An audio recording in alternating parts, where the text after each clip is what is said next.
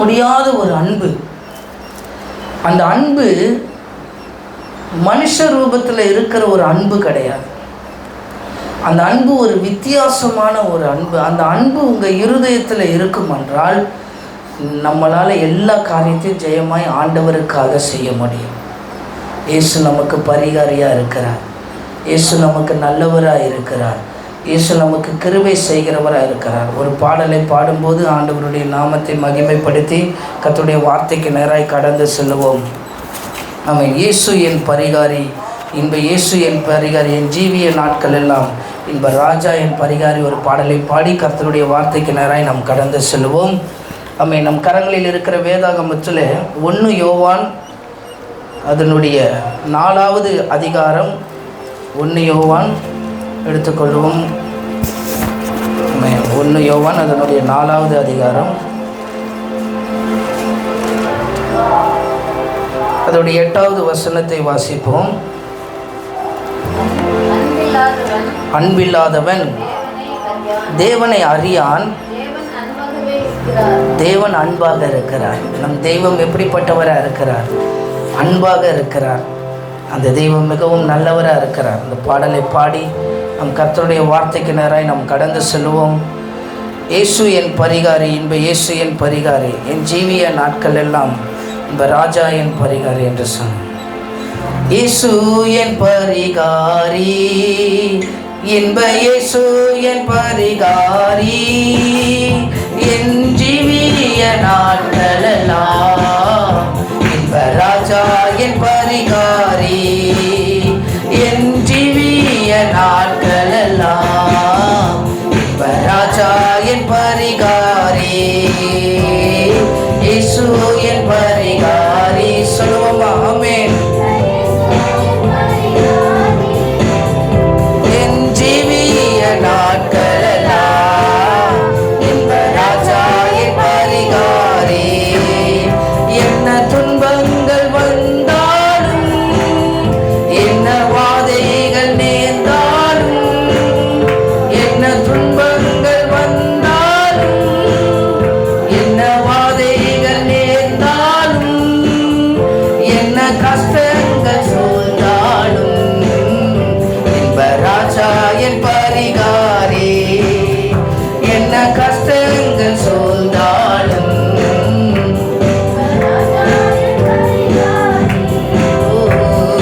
இயேசு என் பரிகாரி, இன்ப இயேசு என் பரிகாரி, என் ஜீவிய நாட்கள் எல்லாம் இன்ப ராஜா என் பரிகாரி, என் ஜீவிய நாட்கள் எல்லாம் இன்ப ராஜா என் பரிகாரி.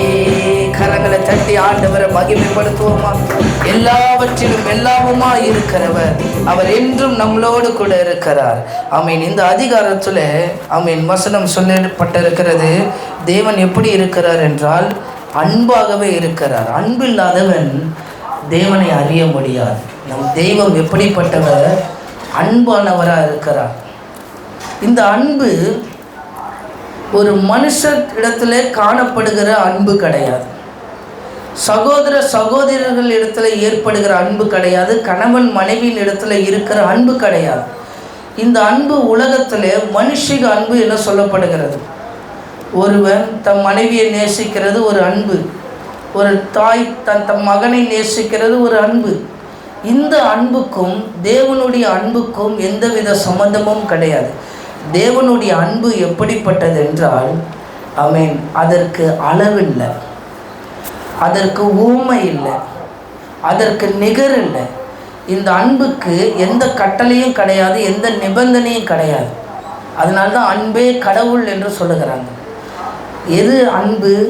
வெறும் வார்த்தையில் சொல்லப்படுகிற அன்புன்ற வார்த்தை மட்டும்தான் உண்மையே தவிர இந்த அன்பு அளக்க முடியாத ஆழமான ஒரு அன்பு இந்த தெய்வீக அன்பு. இந்த தேவன் அன்பாய் இருக்கிறதை நீங்கள் அறிந்தீர்கள் என்றால் கர்த்தர் உங்களை கொண்டு பெரிய காரியத்தை செய்வார். தேவன் அன்பாய் இருக்கிறதை நாம் உணர்ந்தோம் என்றால் ஆண்டவரிடத்தில் ஜெபிக்க முடியும். தேவன் அன்பாய் இருக்கிறார் என்கிறதை உணர்ந்தோம் என்றால் பாவத்துக்கு விலகி இருக்க முடியும். தேவன் அன்பாய் இருக்கிறார் என்றதை உணர்ந்தோம் என்றால் வேதத்தை ஆசையா படிக்க முடியும். தேவன் அன்பாய் இருக்கிறார் என்பதை உணர்ந்தோம் என்றால் 4 பேருக்கு ஆண்டவரை பற்றி என்ன பண்ண முடியும், சொல்ல முடியும். இந்த அன்பு உள்ளத்துல நெருக்கி ஏவப்படுகிறது என்று பவுல் சொல்லுகிறார். இந்த அன்பு அவனை சும்மா விடலை. ஆண்டவரை நிந்தித்த ஒரு மனுஷனை ரட்சிக்க முடிகிறது தேவனுடைய அன்புனாலே. அவன் பாலைவனத்தில் வனாந்தரத்தில் இந்த சவுல் போகும்போது சடுதியிலே ஒரு ஒளி வந்து, ஆண்டவர் இந்த இடத்துல, ஏய் நீ ஏன் என்னை துன்பப்படுத்துறேன்னு கேட்கல, சவுளே சவுளே ஏன் என்னை துன்பப்படுத்துகிறாயின்னு சொல்லி அந்த அன்புள்ள அந்த வார்த்தையை அவன் கேட்கும்போது அந்த கடின இருதயம் உடையும்.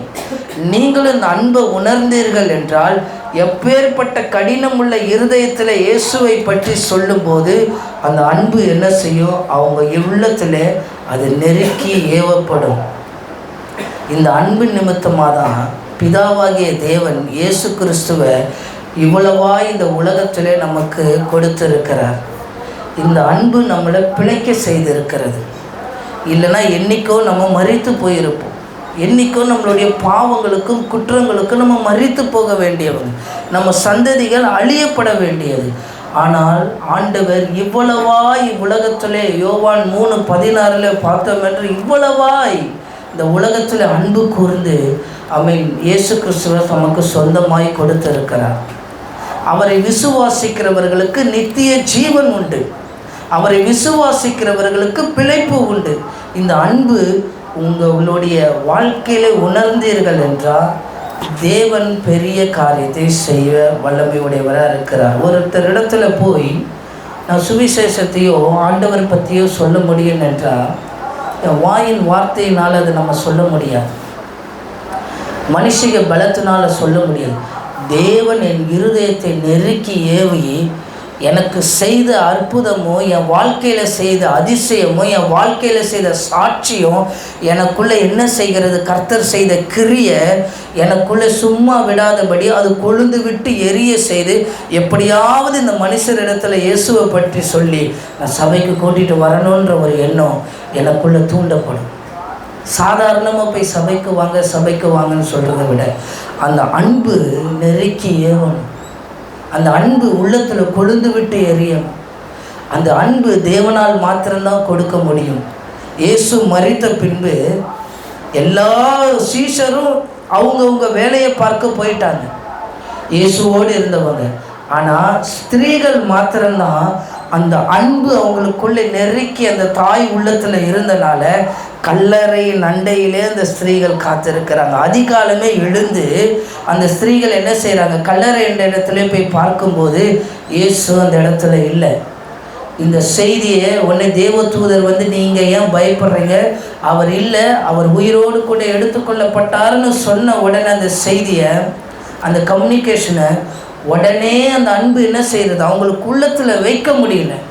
சீஷர் இடத்துல ஓடி வந்து சொல்லுகிறாங்க, இயேசு உயிர் தெழுந்தார், இயேசு உயிர் தெழுந்தார்னு சொல்லி. உங்கள் இருதயத்திலும் அப்படிப்பட்ட ஆவி ஏவப்படுகிறதா இருக்கணும், அப்படிப்பட்ட ஆவி கொழுந்து விட்டு எரியப்படுகிறதா இருக்கணும். இது கடைசி காலமாக இருக்கு. இந்த அன்பு நமக்குள்ளே அந்த தெய்வீக அன்பு ஏவப்படும். ரோமர் 5:5 வாசிப்பன அதில் சொல்லப்பட்டிருக்கிறது, இந்த அன்பு இருதயத்தில் ஊற்றப்பட்டு இருக்கிறதா. அப்படின்னா என்ன அர்த்தம், இந்த இருதயத்தில் ஒரு ஊற்று இருக்கு, இது தனியாத ஒரு அன்பு. இந்த அன்பு உள்ளத்தில் இருந்து அது பொங்கி எழும்போது அவங்க ஆண்டவருடைய ராஜ்யத்தை கெட்ட நம்மளால் புறப்பட முடியும். இந்த சபையுடைய வளர்ச்சியை பார்க்குறோம். எப்படி இந்த சபை வளரும் என்பது மாம்சீக கண்களால் பார்க்க முடியாது. ஆனால் ஆண்டவருடைய அன்பு நம்மளை நெருக்கி ஏவும் என்றால் இந்த சபை பலருக்கு சாட்சியாக மாறும். நாம் அப்படிப்பட்டவர்களாய் மாற கர்த்தர் கிருபை செய்கிறவராய் இருப்பார். இந்த அன்பு நிலையான அன்பாக இருக்கிறதை பார்க்கிறோம். இப்போ இந்த அன்பில் பார்க்கும்போது தேவன் அநேக காரியத்தை நமக்கு செய்ய வல்லமை உடையவராக இருக்கிறார். இதில் ஒரு சில காரியத்தை மாத்திரம் பார்க்கிறோம். நாம் ஜெபிக்கிற ஜெபம் எதில் பண்ணுறோம், தேவன் எனக்கு செய்வார் என்ற நம்பிக்கையில் ஜெபிக்கிறோம். எப்படி நம்ம வசனத்தை வாசிக்கிறோம்? ஆண்டவர் என்னிடத்துல பேசுவார் என்கிற ஒரு ஞானத்தோடு ஆண்டவர் என்னிடத்துல இடைப்படுவார் சொல்லி அந்த அன்பின் நிமித்தம் நம்ம ஜெபிக்கிறோம். சங்கீதம் 66:20 வாசிப்போம் என்றால் நம்ம எடுத்து வாசிப்போம். சங்கீதம் 66:20, என் ஜெபத்தை தள்ளாமலும் தமது கிருபையை என்னை விட்டு விலக்காமலும் இருந்த தேவனுக்கு ஸ்தோத்திரம் உண்டாவதாக. தம்முடைய கிருபையை என்னை விட்டு விலக்காமல் இருந்த தேவனுக்கு ஸ்தோத்திரம் உண்டாவதாக. ஆண்டவருடைய அன்பை பாருங்க. நம்ம ஜெபத்தை அவர் தள்ளலை, நம்ம ஜெபத்தை அவர் கேட்கிறார். இதுதான் கர்த்தருடைய முதலாவது ஒரு அன்பு. நம் யாரிடத்துல ஜெபிக்கிறோம் என்கிறத நம் விசுவாசித்து இருக்கணும். ஆண்டவர் இந்த வசனத்தை வாசிப்போம் என்றால் ஆமென். என் ஜெபத்தை தள்ளாமல், ஆண்டவர் நம்மளுடைய ஜெபத்தை தள்ள மாட்டார். ஆண்டவர் நம்மளுடைய ஜெபத்தை தள்ளுறதில்லை. நேற்று ஃபுல்லாக நீ எல்லாம் பண்ணிட்டு இன்னைக்கு வந்து என் சமூகத்தில் உட்காந்து ஜெபிக்கிறியான்னு சொல்லி தள்ளுறதில்லை. ஆண்டவர் எல்லாருடைய ஜெபத்தை ஆண்டவர் கேட்கிறார். சிம்சோனுடைய வாழ்க்கையை பார்க்கிறோம். நல்ல அபிஷேகம் பண்ணப்பட்ட பையன் சிம்சோன், நல்ல அபிஷேகம் பண்ணப்பட்ட ஊழியக்காரன், நல்ல அபிஷேகம், நல்ல கர்த்தருடைய ஆவியை பெற்றவன் சிம்சோன். அந்த தேவ ஆவியை பெற்ற சிம்சோனு, பலசாலியாக உள்ள சிம்சோனு இயேசுவினுடைய மடியில் போய் படுக்கலை, கர்த்தருடைய மடியில் போய் படுக்கலை. யார் மடியில் படுக்கிறான்? தெலியால் மடியில் போய் படுக்கிறான். யார்? அபிஷேகம் பண்ணப்பட்ட சிம்சோன் எங்கே போய் படுக்கிறான்? ஒரு பொண்ணோட மடியில் போய் படுக்கிறான். அந்த இடத்துல பாருங்க, அந்த பொண்ணுக்கிட்ட போய் மடியில் படுத்தனால அவன் வாழ்க்கையே அதில் அபிஷேகம் பண்ணப்பட்டவனுடைய வாழ்க்கை சீரழிந்து போகுது. கண்ணை நோண்டிட்டாங்க, கண்ணை பிடுங்கிட்டாங்க பெலிஸ்தியர். இன்றைக்கும் தெலியால் போல நம்ம உலகம் அதோ இதுக்குள்ளே தான் இருக்குது. இந்த தெலியாலுடைய மடியில் தவறான காரியத்தில் நம்ம படுப்போம் என்றால் என்ன செய்யப்படும்? கண்ணு பிடுங்கப்படும். அபிஷேகம் பண்ணப்பட்டவனுடைய கண்ணு பிடுங்கப்பட்டது. நியாயாதிபதிகள் புஸ்தகம் 16:20 எடுத்து வாசிப்போம் என்றால் அவன் ஜெபத்தை பண்ணுகிறான் பாருங்க. சிம்சோனு இவ்வளோ தவறை பண்ணிட்டு மடியிலெல்லாம் படுத்து உருண்டுட்டு இப்போ ஜெபம் பண்ணுறான் பாருங்க. அவனுடைய ஜெபத்தை ஆண்டவர் எப்படி தள்ளாமல் ஆண்டவர் கேட்கிறார். நியாயாதிபதிகள் 16:28 வாசிப்போம். ஆமென். அவனுடைய ஜெபத்தை ஆண்டவர் எவ்வளவு அழகா கேட்கிறார் தள்ளாம. அப்பொழுது சிம்சோன் கர்த்தரை நோக்கி கூப்பிட்டு கர்த்தராகிய ஆண்டவரே நான் என் இரண்டு கண்களுக்காக ஆமென் கண்களுக்காக ஒரே தீர்வையாய் பெலிஸ்தியர் கையிலே பழி வாங்கும்படிக்கு. ஆமென். எப்படி ஜெபம் பண்றான் பாருங்க 28வது வசனத்துல. அப்பொழுது சிம்சோன் கர்த்தரை நோக்கி கூப்பிட்டு. எப்படி அவனுக்கு அந்த மனசு வருது? படுத்திருந்தது தெலியால் மடியில், கண்ணு பிடுங்கப்பட்டாச்சு, வாழ்க்கை போயாச்சு. ஆனாலும் ஆண்டவர் பாருங்களேன், ஆண்டவருடைய அன்பை. அவ்வளோ பாவியான மனுஷன், ஆனால் ஆண்டவர் அந்த ஜெபத்தை கேட்குறாரு பாருங்க. கர்த்தரை நோக்கி அவன் கூப்பிடுகிறான். ஆண்டவர் அந்த ஜெபத்தை கேட்டு அவனுக்கு பதில் தருகிறார். ஆமென். வாசிப்போம் தொடர்ந்து. நான் என் இரண்டு கண்களுக்காக ஒரே தீர்வையாய் பெலிஸ்தர் கையிலே பழிவாங்கும்படிக்கு இந்த ஒரு விசை மாத்திரம் என்னை நினைத்தருளும். சொல்றான் பாருங்க, இந்த ஒரு விசை மாத்திரம் என்னை நினைத்தருளும். தேவனே பலப்படுத்தும் என்று சொல்லி ஜெபிக்கிறான். இந்த ஒரு விசை நான் தவறு பண்ணிட்டேன், இந்த ஒரு விசை மாத்திரம் எனக்கு இறங்கும். ஆண்டவர் ஜெபத்தை தள்ள மாட்டார். பாவியான ஜெபத்தையும் ஆண்டவர் கேட்கிறார். யார் ஜெபித்தாலும் ஆண்டவர் கேட்கிறார். ஒருத்தவங்க ஒரு காரியத்துக்காக ஜெபிக்க சொன்னாங்க. அந்த காரியத்துக்காக ஜெபிக்கிறோமோ ஜெபிக்கலையோ, அவங்க ஜெபிக்க சொன்ன காரியம் அவங்களுக்கு நிறைவேறிடுச்சு. அவங்க உடனே என்ன சொல்கிறாங்க, நீங்கள் ஜெபம்னதுக்காக நன்றி, என் காரியம் நிறைவேறுச்சு. நம்ம ஜெபம்னமா ஜெபிக்கலையா தெரியல, ஆனால் அவங்களுடைய அந்த சின்ன விஷயத்தை ஆண்டவர் கேட்கிறார். உங்கள் ஜெபத்தை ஆண்டவர் தள்ள மாட்டார். உங்களுடைய கிருபையை ஆண்டவர் உங்களை விட்டு ஒருபோது விளக்க மாட்டார். ஆண்டவர் ஜெபத்தை கேட்கிறவராக இருக்கிறார். ஜெபத்தை கேட்கிறவரே மாம்சமான யாவரும் உம்மிடத்தில் வருவார்கள்னு வசனம் சொல்லப்பட்டிருக்கு. ஆண்டவர் ஜெபத்தை கேட்டுக்கொண்டு இருக்கிறவர். நல்லா அறியணும். சிம்சோனுடைய பாவியான ஜெபத்தை இந்த ஒரு விசை மாத்திரம் எனக்கு இறங்கும். என்னை பலப்படுத்தும் சொல்லி ஜெபிக்கிறான். அந்த ஜெபத்தை ஆண்டவர் கேட்கிறார். அவனுடைய ஜெபமே ஆண்டவர் கேட்கப்படுகிறது என்றால் நம்மளுடைய ஜெபம் எத்தனை ஆயிரம் ஜெபங்களாய் கேட்கப்பட்டு கொண்டே இருக்கும். இதான் கர்த்தருடைய அன்பு. நம்ம இப்படிப்பட்டவங்க, நம்ம பொறாமைப்படுத்தவங்க, நம்ம கோபப்படுகிறவங்க, நம்ம இப்படி செய்தவங்க அப்படி செய்தவங்கன்னு கர்த்தருடைய பார்வை நம்மளை அப்படி பார்க்காதபடி ஜெபத்துக்கு பதில் தருகிற பார்வையாக மாத்திரம்தான் ஆண்டவர் நம்மளை பார்க்கிறார். அவர் எனக்கு செவி சாய்த்தபடியால் உயிருள்ள நாளெல்லாம் அவரை நான் தொழுது கொள்ளுவேன் என்று சொல்லி சங்கீதக்காரன் தாவீது சொல்லுகிறார். இங்கிலீஷில் இன்னும் அழகாக இருக்குது. Because is pens down.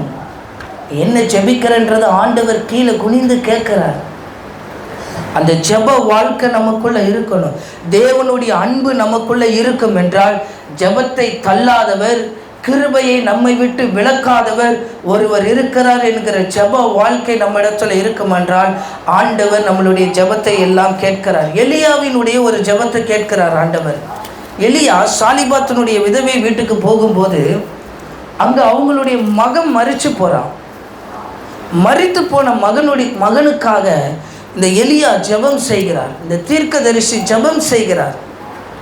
ஆண்டவர், நீ அங்கே போயிட்ட, உன் வேலை முடிஞ்சது, நீ போ, அவன் ஜீவன் முடிஞ்சிருச்சு அப்படிலாம் ஆண்டவர் சொல்லலை. மரித்து போன ஒரு சிறுவன், அவன் செத்து போயிட்டான், நீ போ அப்படின்னு ஆண்டவர் விடலை. அந்த இடத்துல ஆண்டவர் ஜெபத்தை கேட்டு, எலியாவின் ஜெபத்தை கேட்டு அந்த மகனுக்கு ஜீவனை கொடுக்க ஆண்டவர் உதவி செய்தார். நம்மளுடைய ஜெபம் ஜீவனை கொடுக்கிற ஜெபமாக இருக்கும். நம்மளுடைய ஜெபம் ஜீவனை கொடுக்கும். மரித்து போன வாழ்க்கைக்கு ஜீவனை கொடுக்கும். எல்லா விதமான வாழ்க்கைக்கு ஜீவனை கொடுக்கிற ஜெபம் தான் நம்மளுடைய ஜெபம். ஆண்டவர் ஜெபத்தை தள்ளலை. எலியாவினுடைய ஜெபத்தை ஆண்டவர் ஒருபோதும் தள்ளலை. இன்னொரு இடத்துல எலிசா ஜெபிக்கிறார். இந்த ஜெபம் பாருங்கள், ரொம்ப வித்தியாசமாக இருக்கும். 2 ராஜாக்கள் 2:23 வாசிப்போம். இந்த ஜெபத்தை பாருங்கள். எலிசாவை கிண்டல் பண்ணுறாங்க.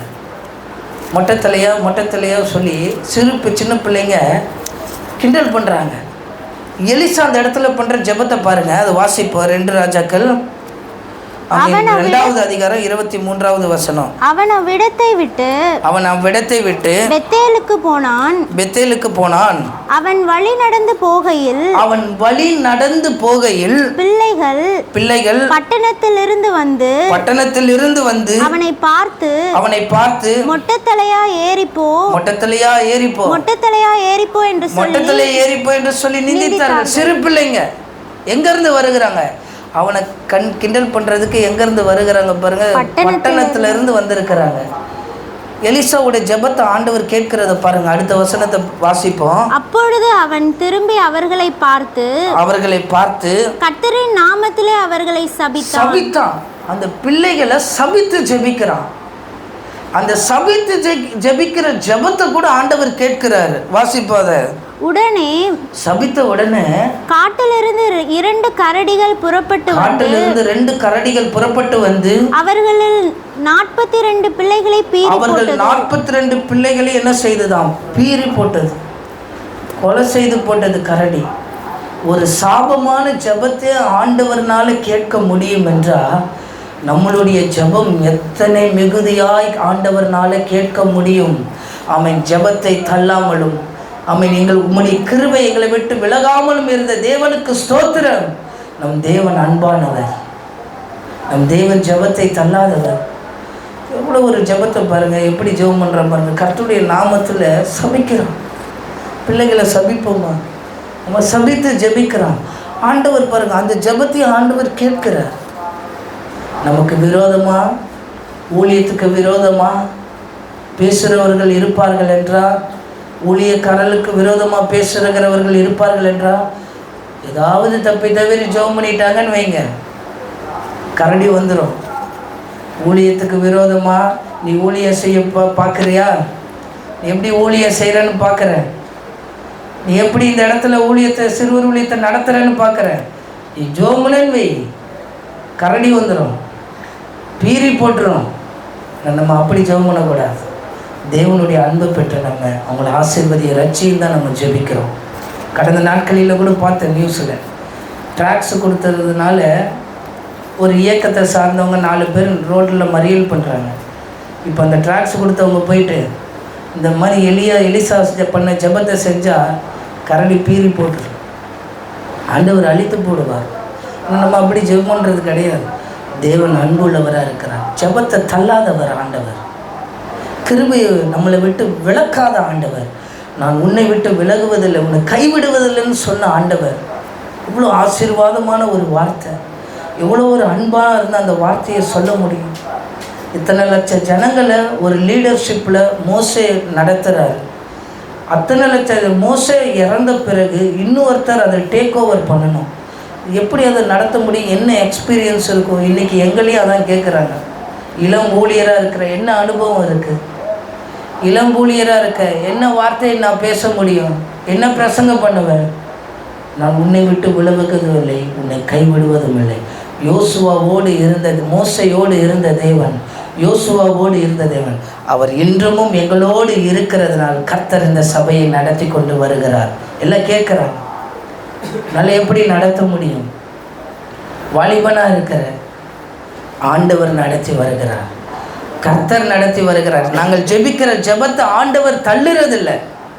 சில நேரத்தில் முழங்கால் போட்டு ஜெபிக்கும் போது ஆண்டவருடைய பிரசனமும் இருக்காது, அதிகாலையில் ஆண்டவருடைய வழி நடத்துதலும் இருக்காது. ஆனாலும் வைராக்கியமாக ஜெபிக்கிற ஐயா எங்கள் ஜெபத்தை ஆண்டவர் தள்ள மாட்டார். அவருடைய கிருபையை எங்களை விட்டு விலக்க மாட்டார். அல்லேலூயா. நான் உன்னை விட்டு விலகுவதில்லை, உன்னை கைவிடுவதில்லைன்னு சொன்ன அந்த அன்பு. எனக்கு ஒரு வாட்டி நான் வேதாகம கல்லூரியில் படிக்கும்போது எனக்கு இந்த கேள்வி இருந்துக்கிட்டே இருந்தது. நீர் தான் என்னை அழைத்தீரா, இல்லை இவங்களா உள்ளே பிடிச்சி தள்ளி விட்டாங்களா? எனக்கு ஒரு காரியத்தை சொல்லும், நீர் என்ன செய்ய சித்தமாக இருக்கிறீர். இப்படியே பலமுறை ஜெபம் பண்ணும்போது ஆண்டவர் 7 முறை என்னோடு பேசினார்.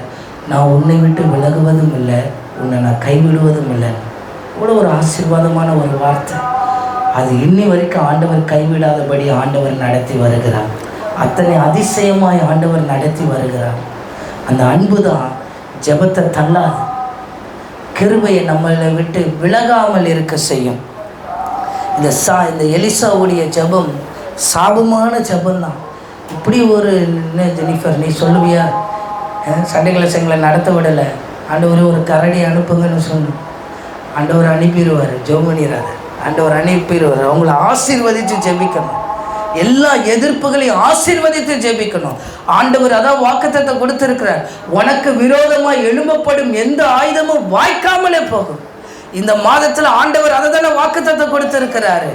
என் ஜனங்கள் ஒருபோது வெட்கப்பட்டு போவதில்லை, வனாந்தரத்தில் மேய்ச்சல் உண்டாகும். இதெல்லாம் ஆண்டவர் நம்மளோடு கூட பேசின வாக்குத்தத்தம். எப்படி ஆண்டவர் ஜெபத்தை தள்ளுவார்? எல்லா எதிர்ப்புகள் மத்தியிலும் கர்த்தர் நம்மளை வளர்க்க செய்வார். கர்த்தர் நம்மளை வளர்த்து கொண்டே போகிறவராக இருப்பார். ஆமென். 2 குருடர்களுடைய ஜெபத்தை பார்ப்போம். மத்தேயு எழுதின சுவிசேஷம் 20வது அதிகாரம் 29வது வசனத்தை வாசிப்போம். மத்தேயு 20:29 வாசிப்போம். 2 குருடர்கள் இயேசுவின் இடத்துல ஜெபிக்கிற ஜெபத்தை பார்ப்போம். அப்பொழுது 29 அவர்கள் எரிகோவில் இருந்து புறப்பட்டு வருகையில் திரளான ஜனங்கள் அவருக்கு பின் சென்றார்கள். வசனத்தை கவனிங்க. இயேசு எரிகோவிலிருந்து புறப்பட்டு வரும்போது அவரை சுற்றி திரளான ஜனங்கள் இருக்கிறாங்க. ஒரு கூட்டம் ஜனங்கள் அவரை சுற்றி இருக்கும்போது, அடுத்த வசனம், அப்பொழுது வழி அருகே உட்கார்ந்திருந்த 2 குருடர் இயேசு அவ்வழியே வருகிறார் என்று கேள்விப்பட்டு ஆண்டவரே, அவங்களுக்கு கண்ணு தெரியாத அந்த குருடர்கள் இயேசு வருகிறத கேள்விப்படுகிறாங்க. வெறும் கேள்விப்பட்டு, ஆண்டவரே, தாவீதின் குமாரனே, எங்களுக்கு இரங்கும் என்று கூப்பிட்டார்கள். அவங்களுடைய ஜெபத்தை பாருங்க.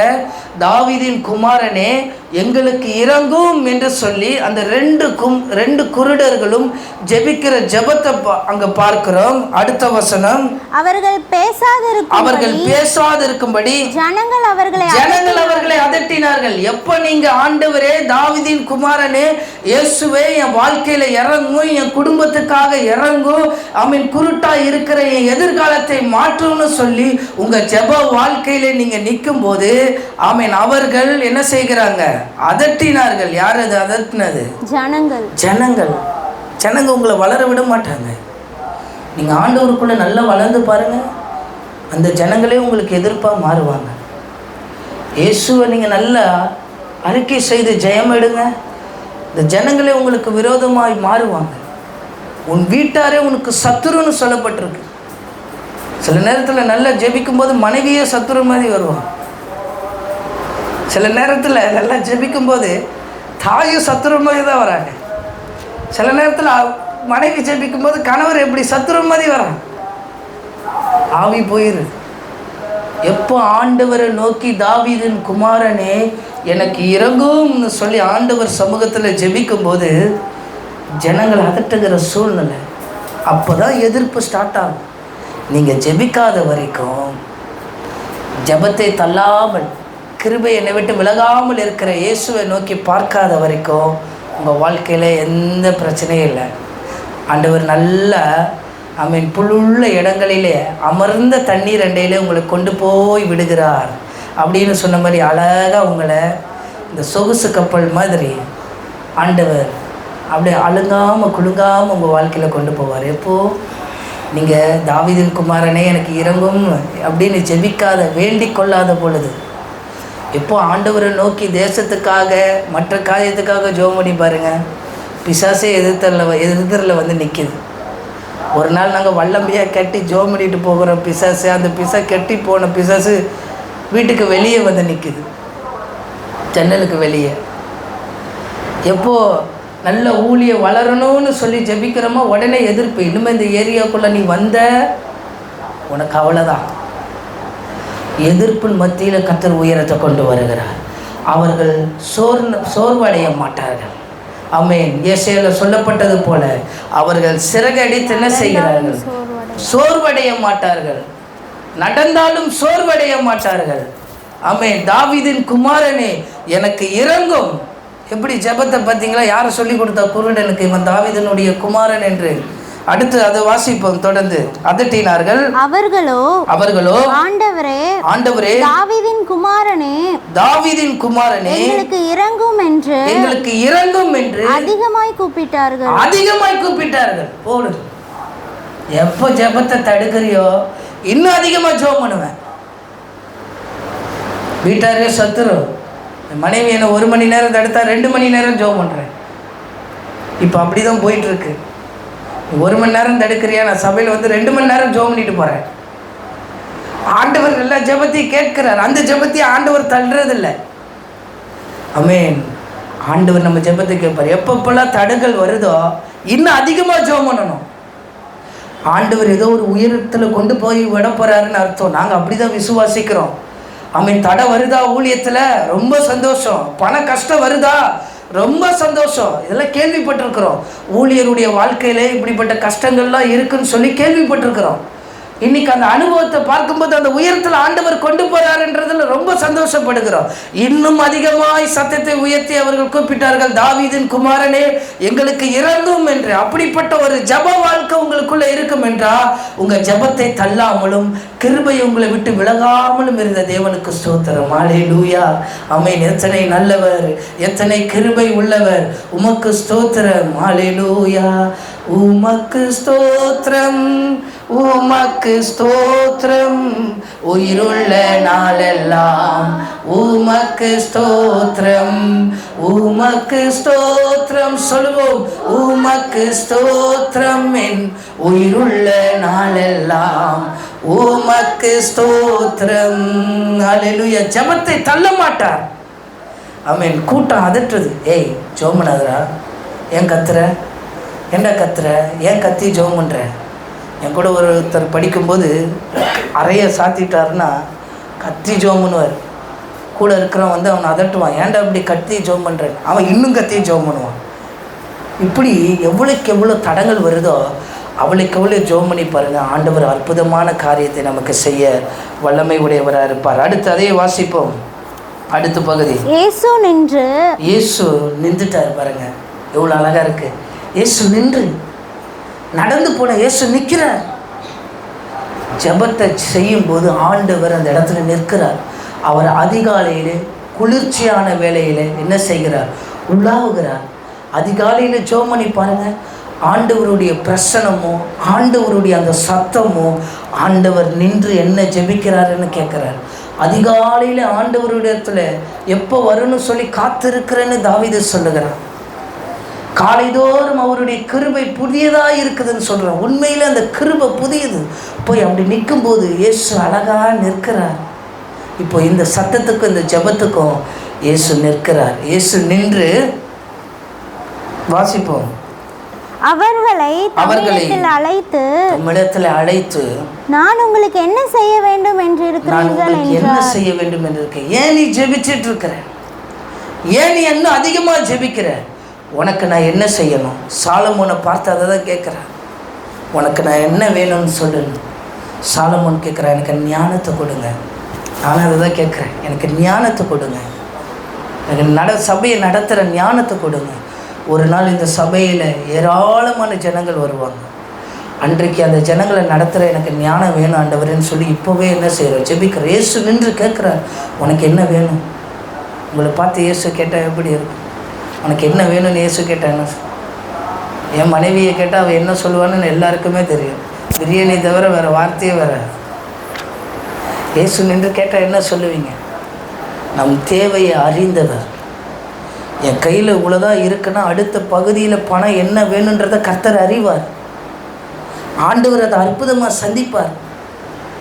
கடந்த நாட்களிலே அப்படி தான் நடந்தது. கையில் பணம் இல்லை, ஆனால் அந்த தேவை நிற்கிது. ஆண்டவர் அற்புதமாக சந்தித்தார். அவர் நின்று என்ன வேண்டும் என்கிற தேவையை அறிகிறார். தேவைக்காக நம்ம ஜெபிக்க வேண்டாம்னு சொல்லலை. நம்ம மற்ற காரியத்துக்காக முதலாவது தேவனுடைய ராஜ்யத்தை இந்த ஊழியத்தை தேடும்போது ஆண்டவர் தேவைகளை அற்புதமாக சந்திக்கிறார். இன்னும் நான் அதிகமாக தேவைகளுக்காக நாங்கள் உட்காந்து ஜெபம் பண்ணதே கிடையாது. எங்கள் ஜெபம் வேறு விதத்தில் இருக்குது. இன்னும் நாங்கள் எங்கள் தேவைக்காக நாங்கள் ஜெபம் பண்ணது கிடையாது அவ்வளோவா.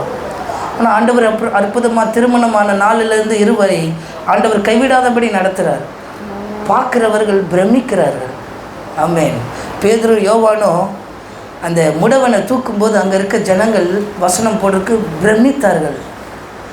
தானியேலை சிங்கக்கவியிலேருந்து எடுக்கும்போது பிரமித்தார்கள் இல்லைங்களா? அதை தான் கேட்குறாங்க. உனக்கு ஆத்துமாவே அவ்வளோவா இல்லை, எப்படி நீ குடும்பத்தை நடத்துகிற? பிரமிக்கிறார்கள். ஆண்டவர் உங்களை பிரமிக்கிறபடி நடத்துவார். இதுதான் தேவனுடைய அன்பு. அவர்கள் பிரமித்தார்கள்னு வசனம் இருக்குது. உங்களை பிரமிக்க செய்வார். பார்க்குறவங்க பிரமிப்பாங்க. குடும்பத்தை நடத்துகிறானா, இவன் சபையை நடத்துகிறானா, இப்போ அவ்வளோ ஆசீர்வாதமாக இருக்கிறாளா? ஆண்டவர் அப்படிப்பட்ட காரியத்தை செய்வார். தொடர்ந்து அதை வாசிப்போம். அதற்கு அவர்கள் ஆண்டவரே எங்கள் கண்களை திறக்க வேண்டும் என்றார்கள். கண்களை திறக்க வேண்டும் என்றார்கள். அந்த குருடர்களுடைய ஜெபம், என் கண்ணை திறங்க, என் கண்ணை திறங்க. அடுத்து இயேசு மனதுருகி. அவ்வளோதான். இயேசு மனதுருகிட்டாலே அந்த இடத்துல ஜெபம் ஜெயிக்கப்பட்டுருச்சுன்னு அர்த்தம். உங்கள் ஜெபம் அப்படி இயேசுவை மனதுருகிற மாதிரி இருக்கணும். இயேசுவை மயக்கிற மாதிரி இருக்கணும் ஜெபம். நான்லாம் நிறைய ஜெபம் பண்ணியிருக்கிறேன். இயேசுவை மயக்கிற மாதிரியான ஜெபத்தை பண்ணணும். சில நேரத்தில் பாவத்தை செஞ்சு விழுந்து போயிட்டேன்னு வைங்க. இப்போ இல்லை, நடந்த வந்த நாட்களில் இயேசுவை மயக்கி ஜெபம் பண்ணணும். உங்கள் ஜெபம் இயேசுவை மயக்கணும். உனக்கு என்ன வேணும்னு கேட்குறேன். எனக்கு கண்ணு வேணும், பார்வை வேணும். இயேசு மனதுருகிறார். அவரை நீங்கள் மனதுருக வைக்க முடியுமா? ஒருத்தர் அவங்க வீட்டுக்கு சொத்து அவங்க அம்மா எழுதி தரணும்னு சொல்லி அந்த பையன் அவங்க அம்மாவுடைய நாடியை பிடிக்கிறானா. ஏன் நாடியை பிடிச்சா அவங்க இறங்கிடுவாங்கன்னு மனசு. உடனே கையெழுத்து போட்டு சொத்தை வாங்கிட்டு போயிட்டான். அந்த மாதிரி இயேசுடைய நாடியை பிடிச்சி ஜெபிக்கணும். நம்ம ஜெபம் அப்படிப்பட்டதாக இருக்கணும். அப்படி ஜெபித்து பாருங்கள். இதெல்லாம் பார்க்குறோமே எப்படி வந்ததுன்னு நாங்கள் யார்கிட்ட போய் கேட்டோம். அற்புதமாக ஆண்டவர் சந்தித்தார். அப்படிப்பட்ட ஜெபம் இயேசு மனதுருகிற அளவுக்கு ஜெபிக்கிற ஜெபம் இருக்கும்போது உங்கள் ஜெபத்தை தள்ளாமலும் அவருடைய கிருபையை நம்மளை விட்டு விலகாமலும் ஆண்டவர் நம்மளை பாதுகாப்பார். அவருடைய அன்பு பெருசு. ஆமென். அவருடைய இரக்கம் பெருசு. அவருடைய தயவு பெருசு. தாயின் கருவிலே உருவாகும் முன்னமே உங்களை பெயர் சொல்லி அழைத்து இருக்கிறார். எதற்காக? அவருடைய அன்பை நீங்க ருசித்து, பல பேருக்கு அவருடைய அன்பை நீங்க சொல்லி இந்த சபையிலே கூட்டிக் கொண்டு வந்து நிற்கிறவர்களாய், அந்த ஜபத்தை தள்ளாமலும் கிருபை உம்மை விட்டு விலகாமலும் இருந்த தேவனுக்கு ஸ்தோத்திரம் உண்டாவதாக என்று சொல்லி ஆண்டவர் கண்களை மூடி ஆண்டவர் சமூகத்தில் ஒப்பு கொடுத்து, ஆண்டவரே எங்க ஜபத்தை நீர் தள்ளாமல் இருக்கிறவர், எங்க ஜபத்தை ஆண்டவரே நீர் கேட்கிறவராய் இருக்கிறேன். ஆமென். எல்லா விதமான காரியங்களையும் எங்களுக்கு ஜெயத்தை கொடுக்கிறவர். தொடர்ந்து கர்த்தருடைய காரியத்தில் ஒப்பு கொடுக்கிறோம். உம்முடைய கிருபை எங்களை விட்டு விலகாமல் இருக்க செய்கிறவரே, உம்முடைய அன்பு பெரியது, உம்முடைய இரக்கம் பெரியது, உம்முடைய கிருபை பெரியது, உம்முடைய தயவு பெரியது என்பதை பார்க்கிறோமே. எத்தனை விதமான அந்த தெய்வீக அன்பை நோக்கி ஹல்லேலூயா ஹல்லேலூயா. எங்க ஜெபத்தை தள்ளலப்பா, ஒருபோது நம்மளுடைய ஜெபத்தை தள்ளாத ஆண்டவர். ஜெபத்தை தள்ளாமலும் கிருபை என்னை விட்டு விலகாமலும் இருந்த தேவனுக்கு ஸ்தோத்திரம் உண்டாவதாக என்று சொல்லி ஹல்லேலூயா.